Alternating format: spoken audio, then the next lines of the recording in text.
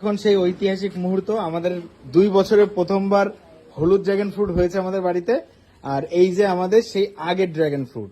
তো এখন আপনাদের বলবো যে কোনটা এর ভিতরে বেশি টেস্টি বা খেতে ভালো, লালটা না হলুদটা। তো অবভিয়াসলি আগে আমরা লালটাই খাবো, কারণ আগের থেকে আমরা লালটা খেয়ে এসেছি। আর ঋতু এখানে রিভিউ দিচ্ছে আজকে, আমিও দেবো আপনাদের। আগে ঋতু খেয়ে বলুক।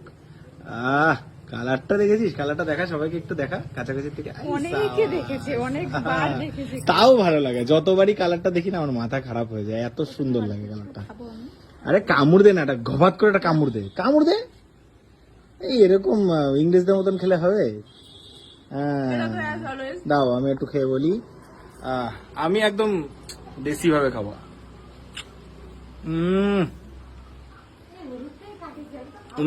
দারুণ খেতে, দারুণ দারুণ, অসাধারণ। এদিকে ঋতু কাটা শুরু করে দিয়েছে হলুদ ড্রাগন ফ্রুটটা। তো এখন ভিতরে কালারটা জানি না আমি কেমন হবে। সাদা হবে না?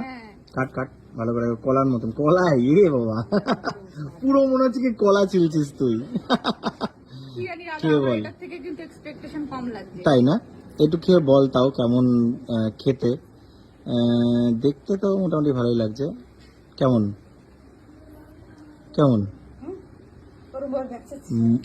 ওটার মতো এত টেস্ট না ভাই, এত টেস্ট না? না দেখি দেখি, আমাকে দে, আমি ওই ইংরেজের মতন খাই না, দেখি আমি কামড় দিয়ে খাবো, দেখি দেখা যাক।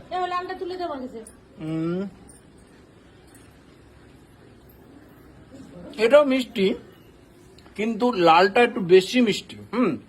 এটা একটু পাকবে। আমার মনে হচ্ছে যে আর 2-1 দিন থাকলে এটা একটু ভালো হতো।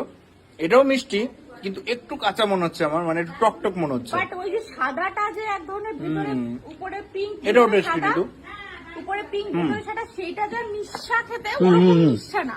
এটাও টেস্টি, এটাও টেস্টি, মানে প্রায় সমতুল্য, প্রায়। এটা মনে হয় আর 2-1 দিন যদি কাছে থাকতো তাহলে, নাহলে এটা মনে হয় আর 2-1 দিন বাদে খেতে হবে। একদিন বাদে খেলে আমাদের হলুদ ড্রাগন ফ্রুটটাও মানে ভালো লাগবে খেতে। সুন্দর।